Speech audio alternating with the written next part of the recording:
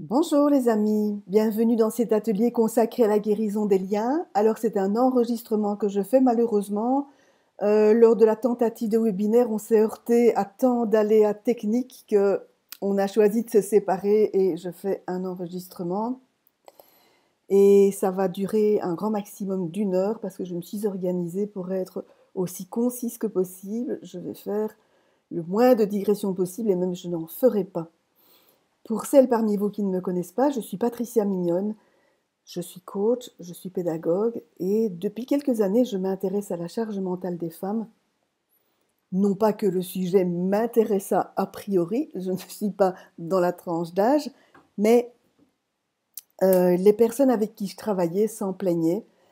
Et de ce fait, je me suis intéressée à la question avec qui je suis et avec les méthodes qui m'animent, et notamment je suis animée par la méthode empirique.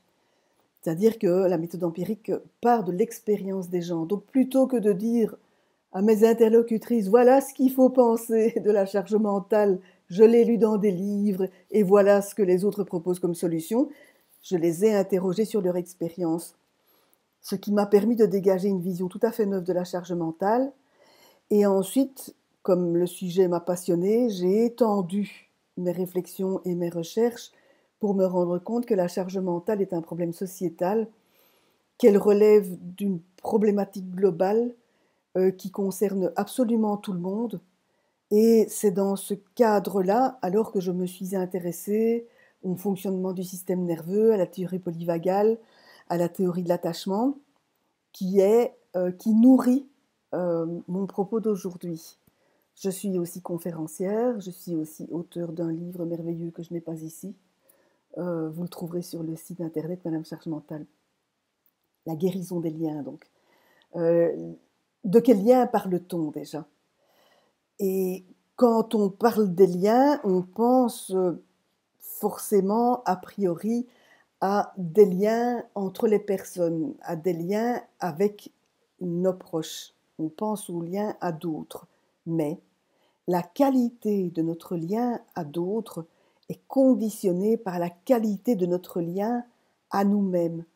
Et ce lien à nous-mêmes, au cours de notre histoire, en général, il a subi des dommages.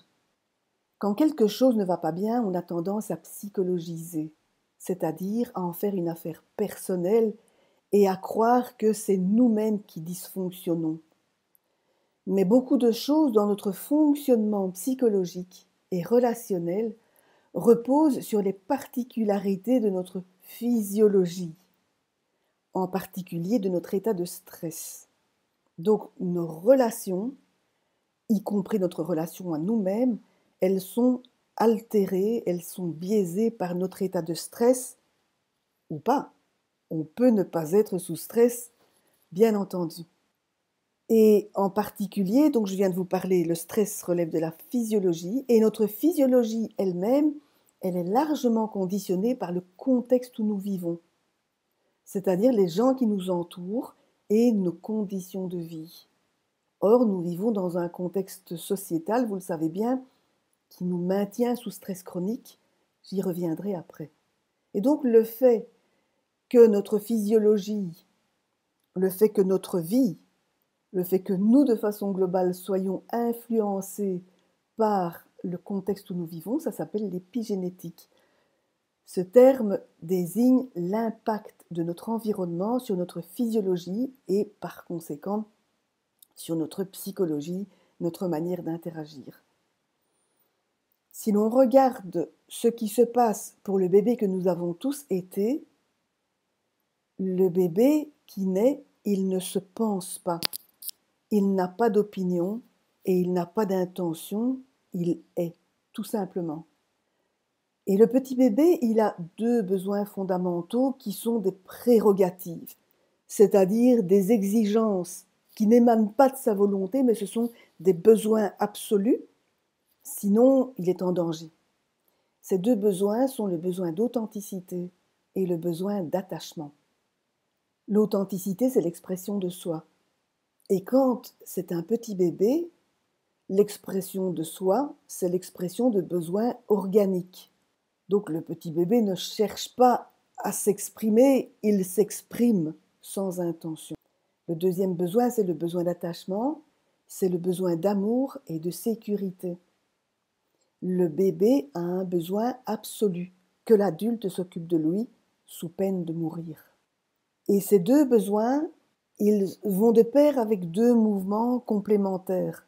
Le besoin d'authenticité, qui est un besoin d'expression, va de l'intérieur vers l'extérieur, et le besoin d'attachement, qui est un besoin de soin, va de l'extérieur vers l'intérieur. Et c'est là que commence l'aventure humaine. C'est un mot que j'ai trouvé chez une psychotraumatologue et je le trouve fort intéressant. L'aventure humaine, au sens romanesque, évoque le fait que le héros se heurte à des obstacles, rencontre des ennemis, des alliés et endure des épreuves initiatiques. Je reviens au bébé. Je viens de dire que pour sa survie, le bébé a un besoin absolu d'attachement. Il a besoin d'amour, c'est-à-dire il a besoin de soins et de sécurité.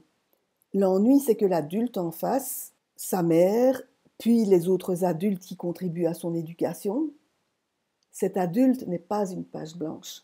Cet adulte a hérité de cicatrices transgénérationnelles, de cicatrices collectives, et a vécu ses propres épreuves. Et toutes ces épreuves ont induit un fonctionnement du système nerveux qui peut biaiser la réponse de l'adulte aux besoins d'attachement de l'enfant. L'adulte va peut-être alors répondre aux besoins de sécurité physique, nourrir, laver, vêtir, maintenir au chaud, mais le besoin d'attachement, c'est aussi un besoin de lien, d'amour, un socle affectif qui comporte une dimension d'acceptation inconditionnelle de qui est l'enfant en l'occurrence. Or, tel qu'on le pratique en Occident, encore actuellement, l'amour de beaucoup d'adultes, pas tous, est conditionnel et abusif. En Occident, nous normalisons, nous considérons comme normal des modes d'éducation abusifs. Donc je parle d'amour conditionnel. Conditionnel, ça signifie que l'adulte va exiger que l'enfant fasse des concessions pour continuer à bénéficier de ses soins à lui l'adulte. Ça signifie, faire des concessions, ça signifie que l'enfant va apprendre à réprimer son besoin d'expression au profit de son besoin d'attachement. Pour sa survie, il va renoncer à laisser son corps s'exprimer, il va cesser d'écouter son corps, il va cesser d'écouter ses émotions, il va apprendre à réprimer ses émotions et à ne pas les exprimer. Ce n'est pas délibéré. Quand je dis l'enfant, c'est le système nerveux. Donc tout ça n'est pas délibéré, ce sont des mécanismes d'adaptation du système nerveux. Je vous donne un exemple. Depuis des générations, de mère en fille, on dit qu'il faut laisser pleurer les bébés. Mais quand un bébé pleure, c'est qu'il est en détresse. Le besoin d'expression de la part du tout petit bébé, c'est pas un besoin de chanter, c'est pas un besoin de sauter. Quand un bébé crie, il exprime un besoin organique, un besoin corporel. J'ai mal au ventre, j'ai faim, j'ai froid, j'ai soif, j'ai sommeil. Et donc, si, quand un bébé pleure, c'est qu'il est en détresse, on en déduit qu'on ne laisse pas pleurer un bébé. On va le chercher, on essaye de comprendre son besoin. Or, quand on laisse pleurer un bébé, il finit par se taire. D'ailleurs, souvent, le langage diffère suivant les régions, évidemment, mais souvent les aînés disent « laisse-le pleurer, sinon tu vas en faire un gros gâté » ou « il fait un caprice ». En fait, quand le bébé finit par se taire, ce n'est pas qu'il a compris le message de l'adulte, ni qu'il est devenu sage, c'est que son système nerveux a disjoncté et est passé en mode survie. Ce qui engendre une série de mécanismes au niveau du métabolisme, de l'oxygénation du cerveau, etc. Ça n'est pas sans conséquence. Ça s'appelle un shutdown. Ça signifie qu'une lésion s'est installée dans le cerveau et s'est inscrite quelque part dans le corps. Par la suite, il finit par ne plus pleurer, par ne plus demander. Son système nerveux s'est habitué à l'idée que personne ne viendra. Si je parle de la façon dont on traite les cris du bébé, vous voyez bien que je parle de choses qui sont considérées comme normales dans un foyer. Donc je ne parle pas ici de trauma du développement dans des contextes violents. Je parle de trauma du développement dans des contextes non violents, dans des contextes normaux. La bonne nouvelle, c'est qu'on peut éviter l'inscription de certains traumas. Il faut pour cela qu'un adulte tiers soit à la disposition de l'enfant. Avec cet adulte, l'enfant se sent en sécurité, il peut mettre des mots sur son expérience en dialoguant, faire un dessin, être pris dans les bras. C'est le fait de traverser l'épreuve dans la solitude qui, en réalité, crée le trauma. Vous avez donc bien compris que pour assurer sa survie, l'enfant est amené à réprimer ses besoins d'expression. Il va cesser d'exprimer ses émotions. C'est une stratégie que le système nerveux met en place pour garantir la survie de l'enfant. Ce faisant, la personne apprend à négliger ses propres besoins, elle apprend à s'abandonner pour convenir à d'autres, en général ses parents. Et comme en général ces traumas s'installent avant l'âge de 3 ans, l'âge où les enfants sont dans la pensée magique, l'enfant s'explique la négligence et les abus dont il fait l'objet par le fait qu'il n'est pas aimable ni acceptable. Lui, c'est lui qui a un problème, c'est lui qui est la source de ses propres ennuis. En aucun cas, son système nerveux ne part vers l'hypothèse d'un adulte mauvais parce que ce faisant, il envisagerait la possibilité de sa mort. À l'âge adulte, ou même déjà plus tôt, pas seulement à l'âge adulte, ça va générer des personnalités qui se plient en quatre pour convenir, pour plaire, pour attirer l'attention, des gens qui ont besoin de validation, et des gens qui s'oublient au profit des autres et qui exercent des professions très prenantes, qui comportent une grande dimension de dévouement, comme les médecins, les soignants, les enseignants, si vous voyez de quoi je parle. Parce que les stratégies que le système nerveux a mises en place quand nous étions tout petits traversent les années et se perpétuent alors qu'on est adulte, elles créent des situations inadéquates. D'où la difficulté de beaucoup de gens d'être en relation, parce que souvent dans les relations, on va interpréter les comportements de l'autre en fonction de ce qu'on se raconte, en fonction de notre vision du monde et de nos croyances sur qui sont les gens, sont-ils des alliés, sont-ils des ennemis, sont-ils fiables. Et en fait, en fonction de l'état du système nerveux dont relève notre stress, on va se raconter d'autres histoires. Enfin, tout cela explique la difficulté d'être en relation. Comme atelier, je vous propose d'aller chercher de quoi écrire et je vous propose d'identifier quelques moments, quelques situations, quelques interactions que vous pouvez identifier comme des moments d'auto-abandon. Je n'ai pas pris soin de moi à l'âge adulte, puisque dès ma toute petite enfance, j'ai vécu des interactions avec les adultes qui m'ont amené à me négliger, à m'abandonner, à ne pas prendre soin de mes émotions et de mes besoins parce que j'étais animée par mon besoin de survie. Ok, donc évoquer, répertorier une série de situations où vous vous rendez bien compte que vous avez privilégié ou un engagement ou le besoin de l'autre à vos dépens. Je vous laisse poser l'enregistrement pour faire ce petit boulot.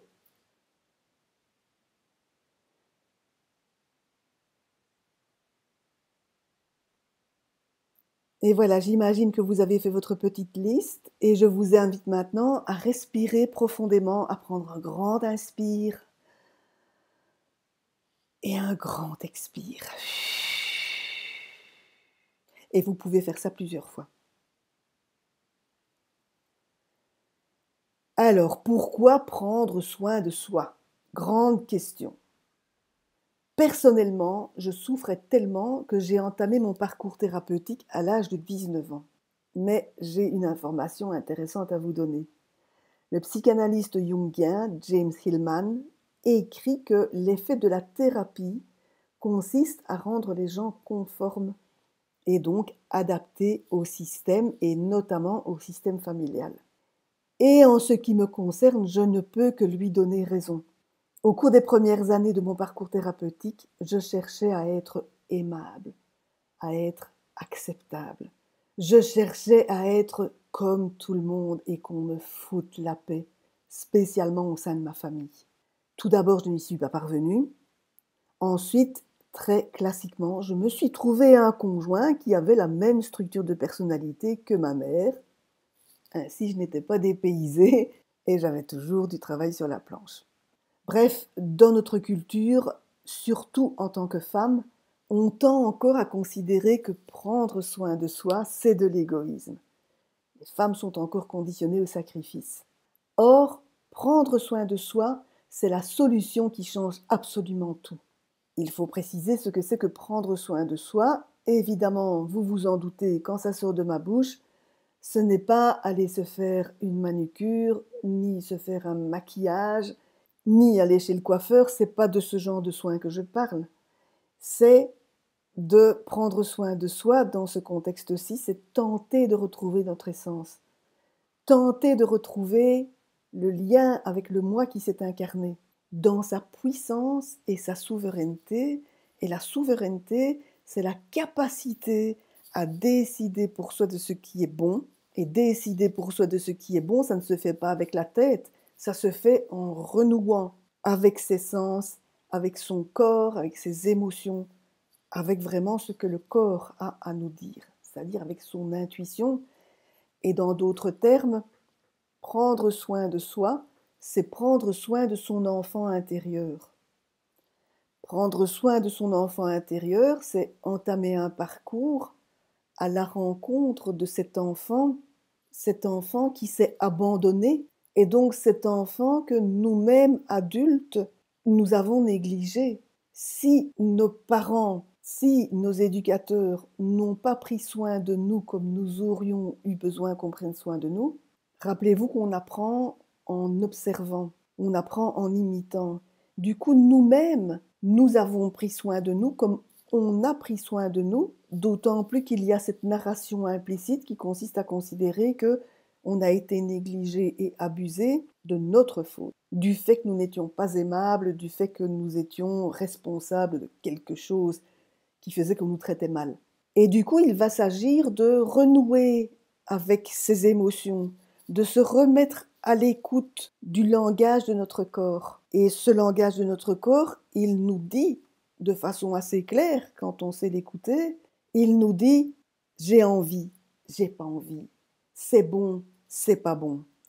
Vous pouvez penser à une quantité de situations où vous avez eu une alerte lors d'une interaction, lors d'un événement, vous avez eu une alerte et vous l'avez écoutée ou pas. En général, on n'écoute pas.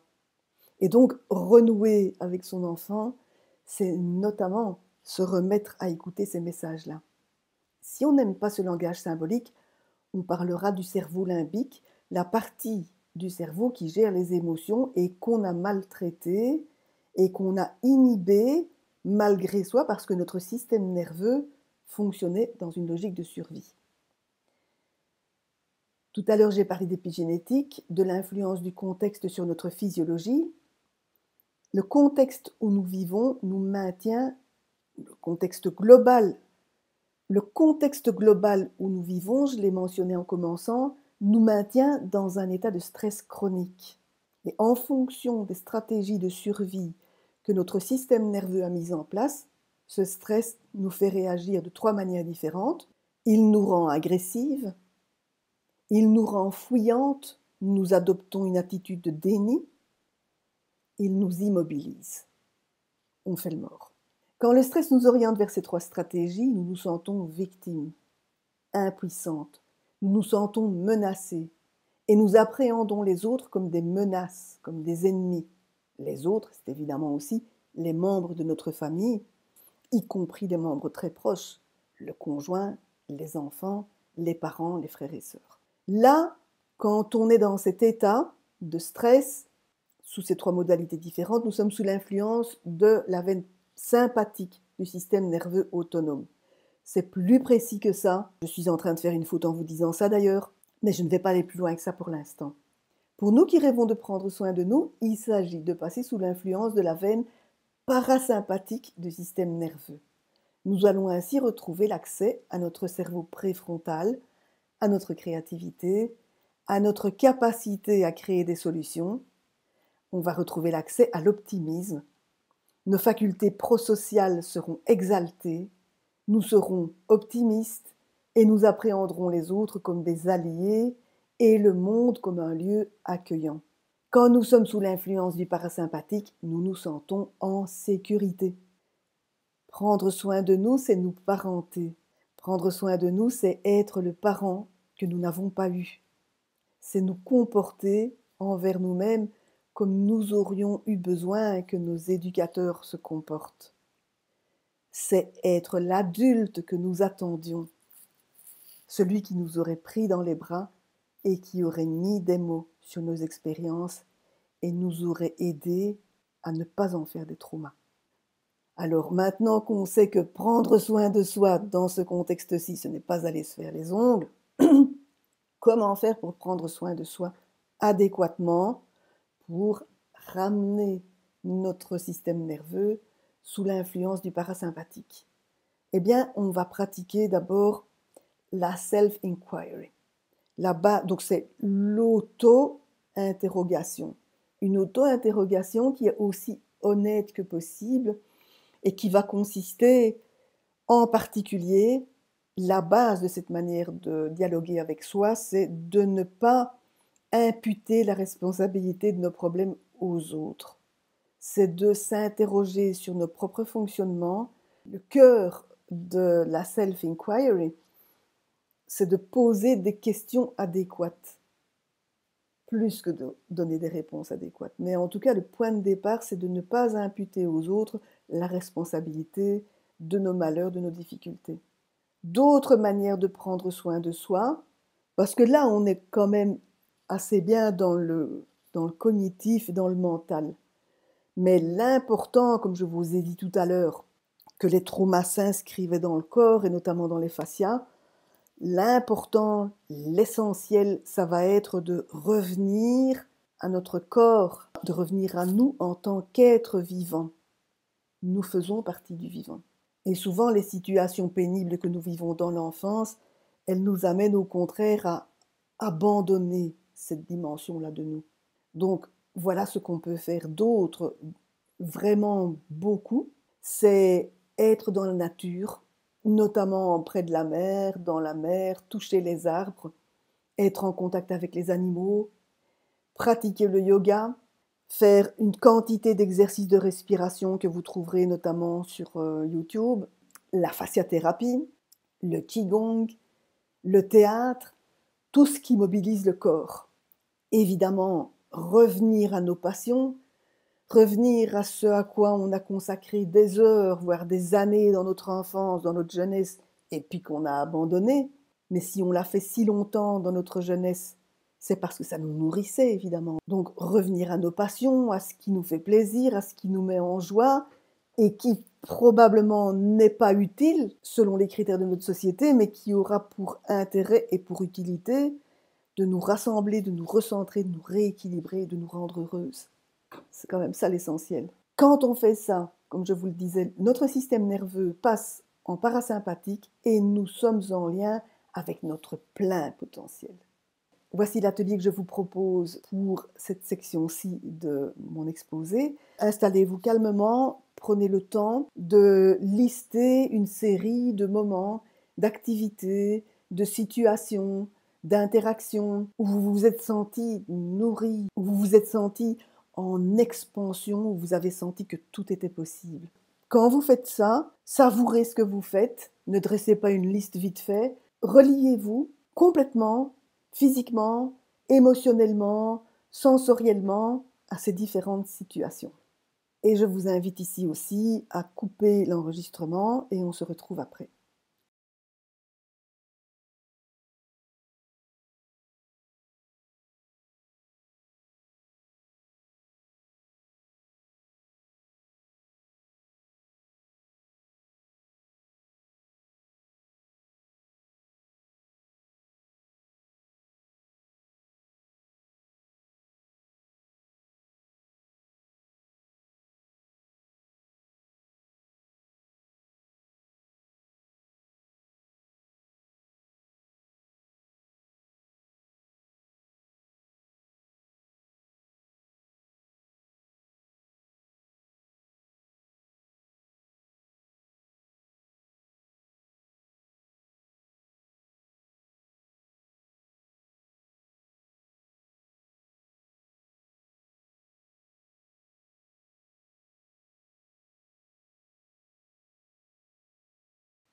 Oui, mais c'est égoïste, diront certaines. Non.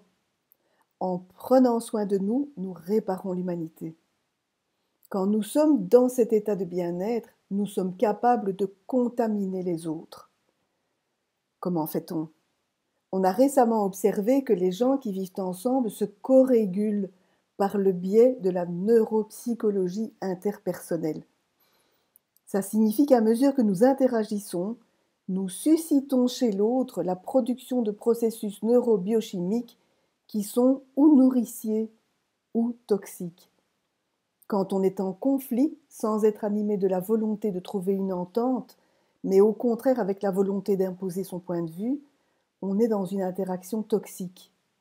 Quand au contraire, on est calme, sereine, positive, dans le sens où je viens de l'évoquer, on peut entraîner l'autre, et notamment notre conjoint, notre enfant, dans un processus de co-régulation. On va l'aider à se calmer et à s'orienter vers la paix. Voilà le genre de processus que je vous invite à intégrer dans le cadre de l'accompagnement éclosion. Je vais maintenant vous présenter cet accompagnement qui est le dernier accompagnement que je vous propose. Je n'ai pas l'intention de relancer la méthode pour lâcher sa charge mentale. Je ne sais pas si je relancerai quoi que ce soit ultérieurement. Et donc, celles parmi vous qui ont différé leur envie de collaborer avec moi, je vous encourage à prendre cet accompagnement-ci. Bien entendu, si vous sentez qu'il va vous aider à réaliser la qualité de vie à laquelle vous aspirez. Dans la ligne du propos que je viens de tenir, le titre « Éclosion » évoque l'idée d'enfin vous éveiller à vous-même par la puissance de l'intention. Souvent, on se sent la proie de ses émotions, on a l'impression que nos émotions se saisissent de nous, malgré nous. Et ici, au cours de ce parcours de 2 mois, vous allez apprendre au contraire à réguler vos émotions. Et donc, comme je l'ai écrit ici, le bien-être stable, c'est une affaire de choix. Choisir tes états émotionnels, choisir ce que tu fais de ta vie, choisir le bien-être, au lieu de se laisser traverser par n'importe quoi, et spécialement par les émotions des autres. Le choix, c'est ce qui fait la différence entre celles qui négocient des virages épiques entre les événements de leur vie et celles qui s'en croient victimes et qui pensent qu'elles n'ont pas le choix. La majorité des gens pensent qu'ils n'ont pas le choix. La majorité des gens se laissent flotter sur le flot des événements de leur existence quotidienne et ne prennent pas de décision quant à leur existence. Aujourd'hui, c'est clair pour toi que tu ne veux plus être le jouet des circonstances.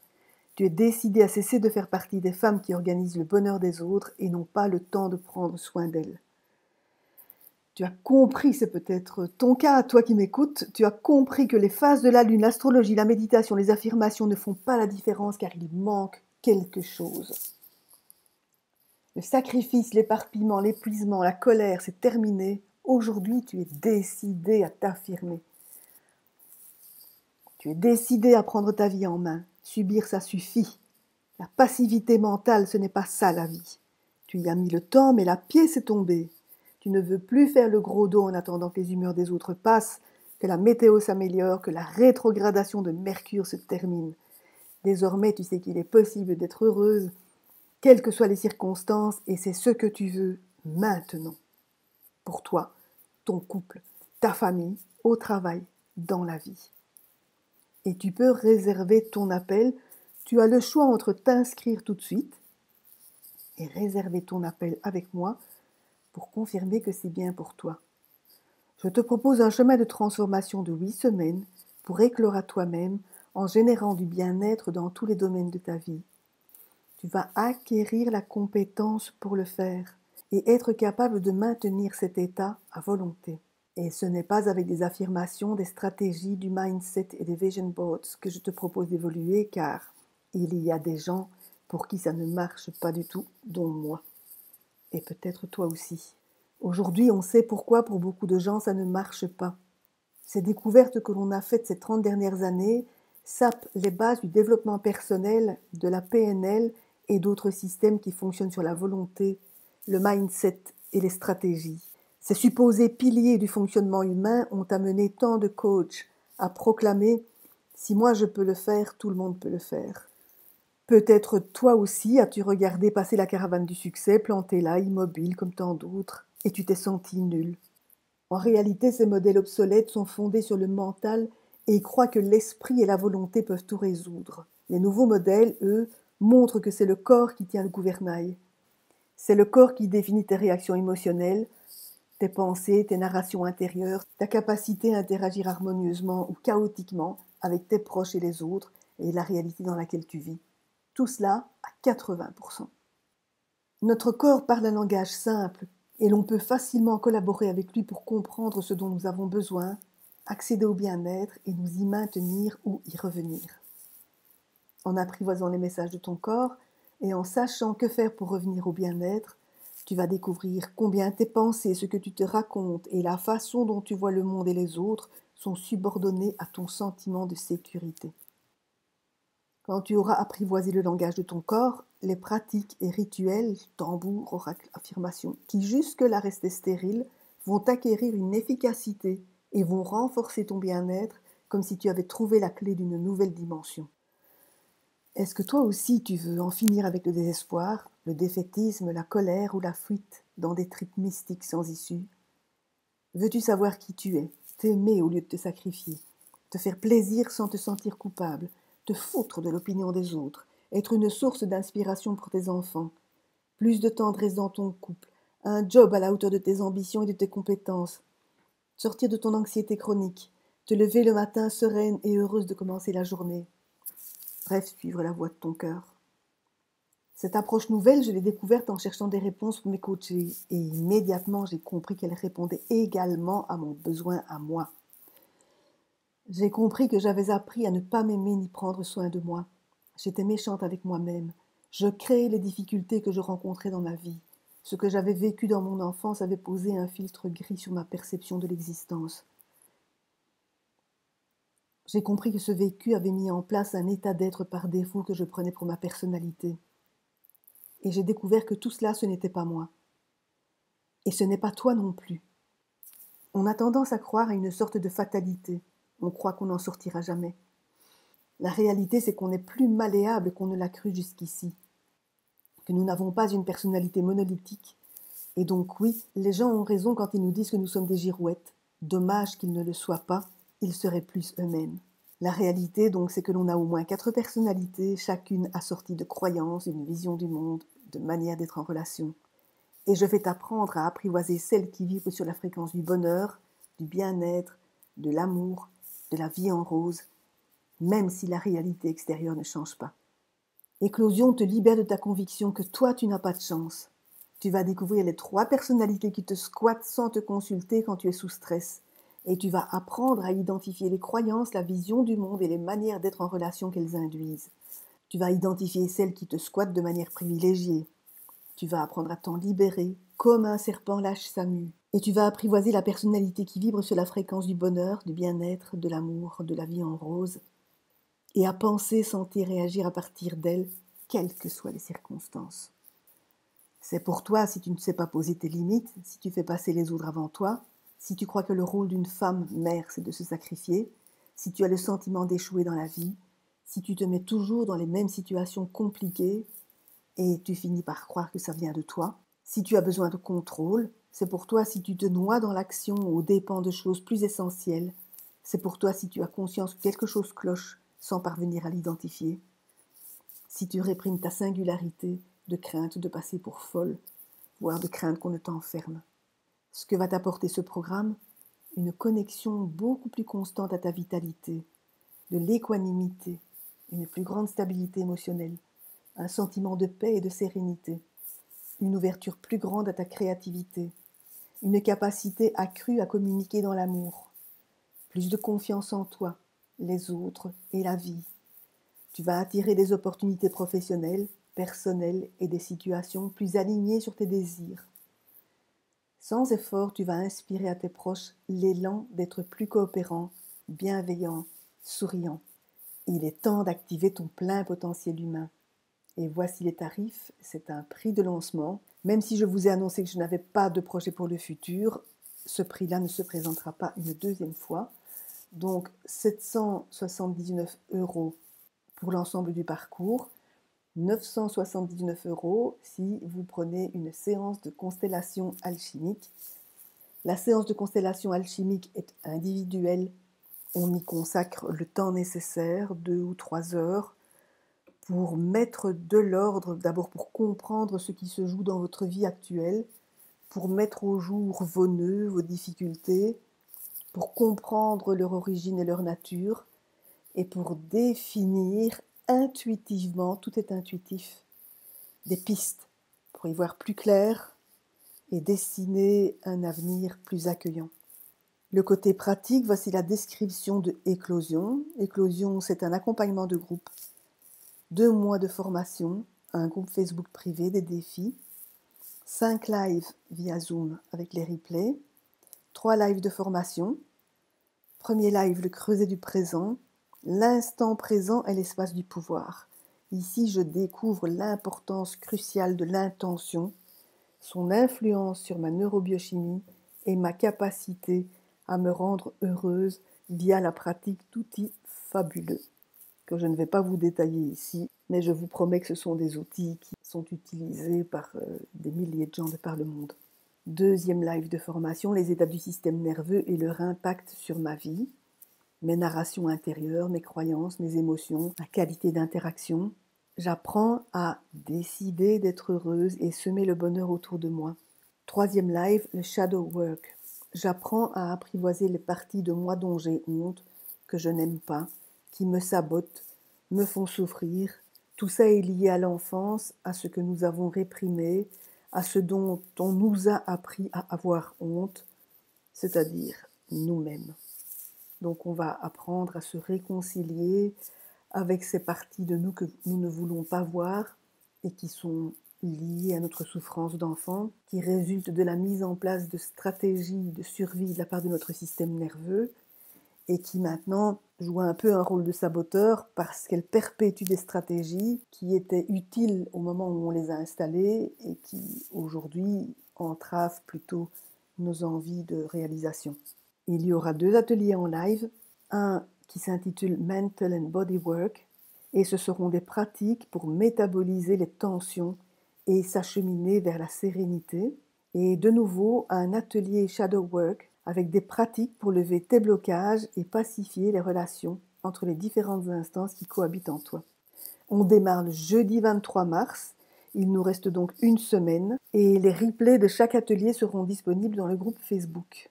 Je vous offre aussi un bonus, c'est un suivi pendant 1 mois après la clôture du parcours dans le groupe Facebook et un rituel de reliance à mes ressources qui sera enregistré et offert. Mes ressources sont les tiennes, ce ne sont pas les miennes. Tu me connais, je pense, je suis Patricia, je suis conférencière, autrice, pédagogue, life et business coach, écoféministe, peintre et méditante militante. J'entraîne les femmes dans un processus de résilience qui leur restitue leur souveraineté et leur désir de contribuer à un monde accueillant. Être dans la souveraineté, c'est faire confiance à la vie, prendre du temps pour soi et sa réalisation, affirmer sa singularité, être capable de réguler ses états et ses émotions et susciter l'existence qui va avec, être capable de se relier à sa vitalité, être capable d'équanimité, de paix et de sérénité, être ouverte à sa créativité. C'est une capacité accrue à communiquer dans l'amour, plus de confiance en soi, les autres et la vie, être capable de poser ses limites et se faire respecter, cesser de faire passer les autres avant soi, cesser de se laisser définir par les autres, cesser de se sacrifier tout en émancipant ses proches, cesser de rendre les autres responsables de son malheur, devenir capable d'attirer des opportunités professionnelles, personnelles et des situations plus alignées sur ses désirs. Tout cela par un retour intentionnel à soi. Je t'invite donc à réserver ton appel si tu te sens appelé, effectivement. Et suite à cela, tu pourras réserver ta participation. On commence la semaine prochaine. Il vous reste une semaine pour vous décider.